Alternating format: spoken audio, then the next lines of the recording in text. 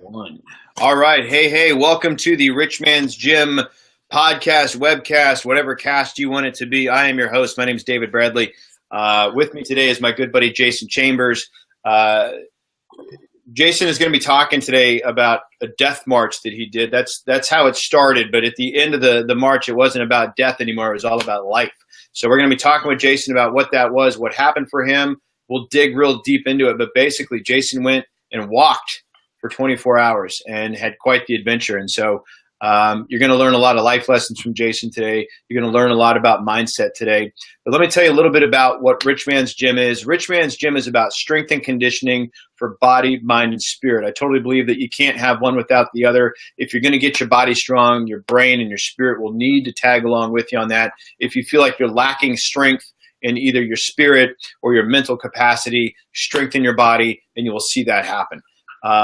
There's three main sponsors for richmansgym.com, especially the podcast, the people that help make this possible. The first one is Prove It. These are supplemental ketones. I take them myself. I've been taking them for just over a year now. They've been huge for me in terms of long haul endurance, immediate strength, much more energy throughout the day, and also mental clarity. There's a lot of other benefits that come with that. And if that's something that you've been thinking about or have some interest in, run over to richmansgym.com/prove it to get more information on supplemental ketones for you, yourself. It's good for any age. I know a lot of kids that are on it. It's really helped with things like ADD and stuff like that. So definitely worth checking out. Second sponsor for the Rich Man's Gym podcast is going to be a website called startjacking.com. This is a book that I wrote. The book is called How to Stop Smoking Without Killing Anyone. This book breaks down everything you would need to know to get back into the non-smoking section. I mean, if you're smoking now or you know somebody who is and wants to stop, you decided to start, and I'm going to show you exactly what you can do to stop. Now, the good news about that book is that 3/4 of the proceeds of that book are 100% going to charity. We're going to support an organization called liamslife.org, which is about drinking and driving awareness. We're going to be supporting American Dream University, which helps vets transition into civilian life. And we're going to be supporting the City of Hope's Lung Cancer Research Center. So if you or somebody you know needs to kick the habit before the habit leads to them kicking the bucket, stopdon'tquit.com is where you want to go on that. Third sponsor for the Rich Man's Gym podcast is cardonesolutions.com. When I'm not doing the Rich Man's Gym podcast and talking with my good buddy Jason, I'm a sales and marketing manager with Grant Cardone.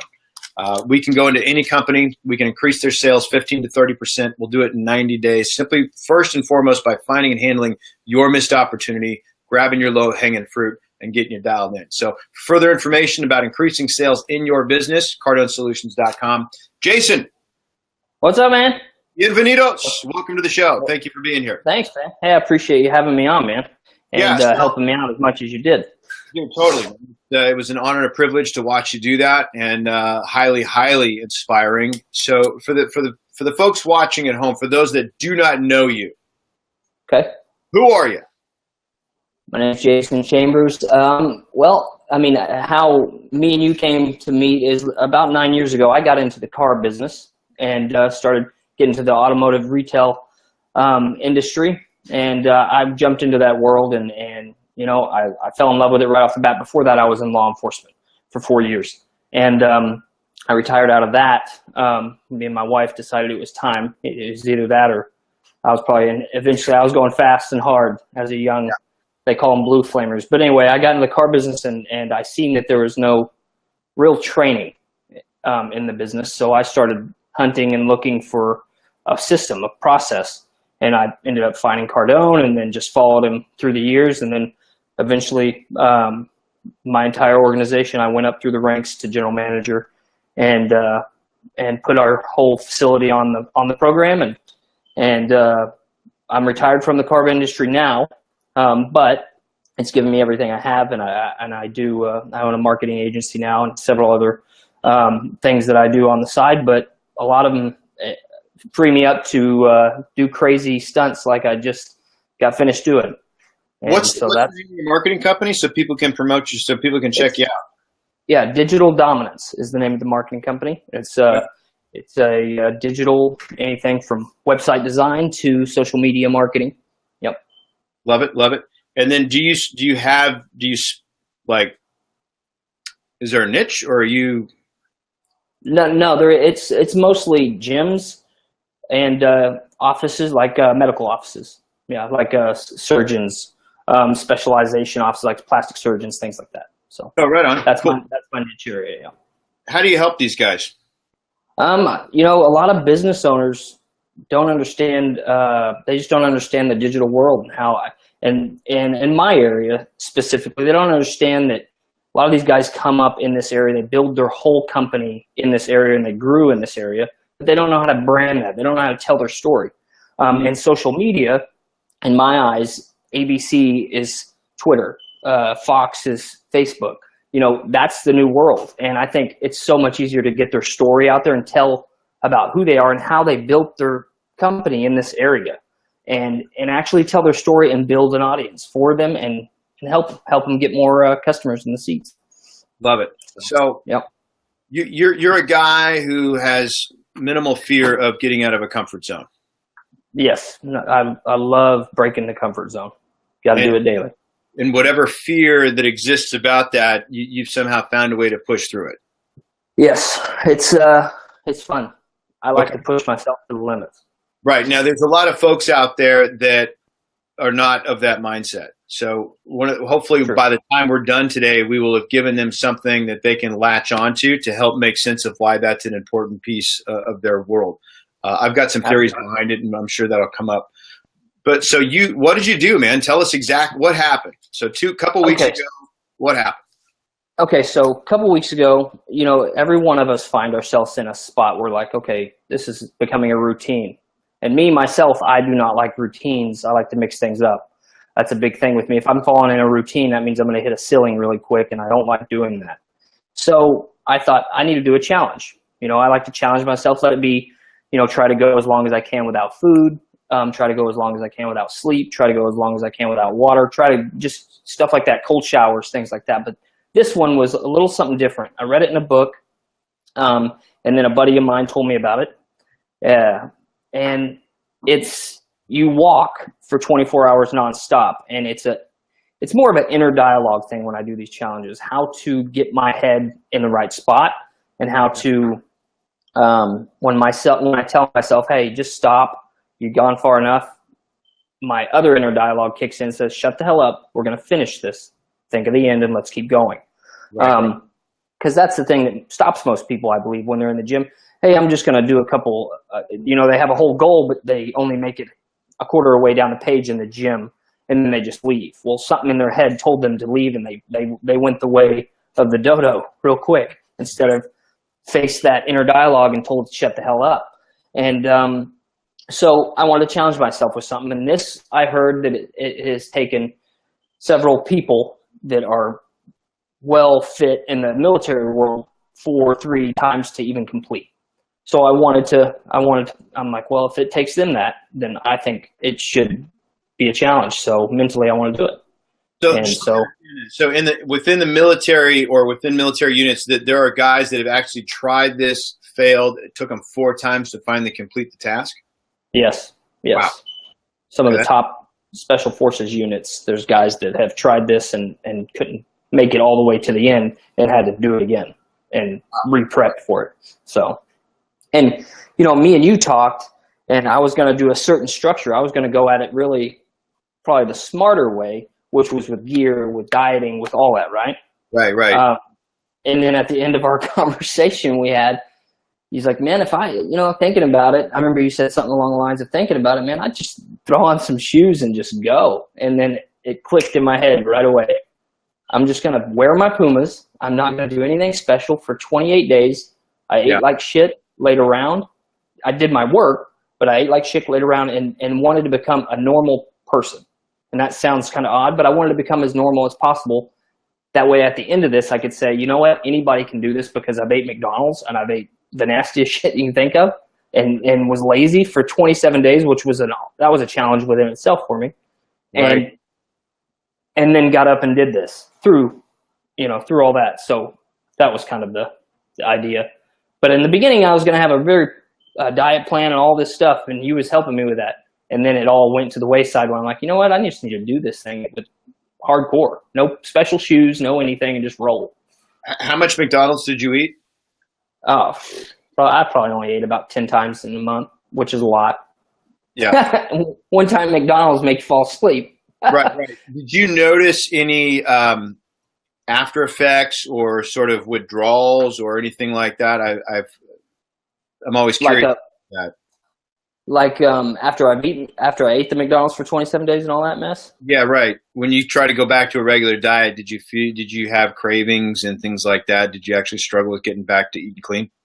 No, I didn't, because the McDonald's is nasty as hell anyway. And when you eat, when you eat that, you know that you're eating bad. You shouldn't be able to eat something like that and it puts you to sleep within 30 minutes. Right. Right. So yeah, I definitely didn't have any withdrawals on it. Now I have, when I went very clean and then got off of it, that will give you, I've had massive headaches when you're very clean dieting, very clean eating, and then you jump into something like that. I've had massive headaches on that before in the past. Okay, so you went from clean, you started eating that junk, and then your body's like, dude, knock that off, you're killing me here. So you started, okay, wow, that's interesting. Yeah. So again, for me, that's what I was kind of looking for, like what was because I know the body tends to respond to that. You know, you see a lot of people that, I don't know if you've seen Fat, Sick, and Nearly Dead. Have you seen that documentary? Yeah, I have. Like, it's great. People, they're trying to they're literally withdrawing from McDonald's. And the same thing, what was the guy's name? Morgan Spurlock, when he did Super Size Me. He's talking about that was that. Withdrawing from fast food. So the dopamine surge that you get from that stuff, the sugar and the fat all mixed together like that, just does all kinds of crazy stuff to your brain. It's a drug. Totally. It's a drug. It's a drug that's access to everybody. Yeah, yeah. So sorry, I get off topic on that deal, but so no, it's all right. So you do your march. So you start. So what time did you start? I started at 5:15, and some big storms were coming in. Some of the biggest that we've had this year in my area. Massive storms, 5:15. And I got to give a shout out to my wife because she knows I do these crazy things, and she even said, I wish you would push it off maybe another day. I said, no, it's happening. But she said she was with me. I walked out at 5:15 into a thunderstorm, lightning storm actually. Wow. I hit the deck. I hit the deck within 100 yards of walking from my house because lightning was that close. It was like, oh shit. Yeah. But it was interesting. 5:15 in the morning, I left, and I was soaking wet within 10 minutes and stayed that way pretty much the entire time. Wow. Yeah, it was. French foot. What's that? French foot. Yep. Not too bad though. I tried to keep my. I changed socks 3 or 4 times, and there was no use in it really because right when I did it, it would start raining or I'd step in another puddle or something. So I'm like, yeah, piss on it. When did your brain start jacking with you? It started jacking, well, right off the bat with the lightning. Within 15 minutes, it started jacking. Like, I can get killed during this thing. That started jacking with me, but nothing heavy, because I was walking through wooded areas with tall trees, and I'm not the tallest person ever. So I'm like, yeah, I'll be fine. Nobody's ever been hit by lightning around here, so I just kept going.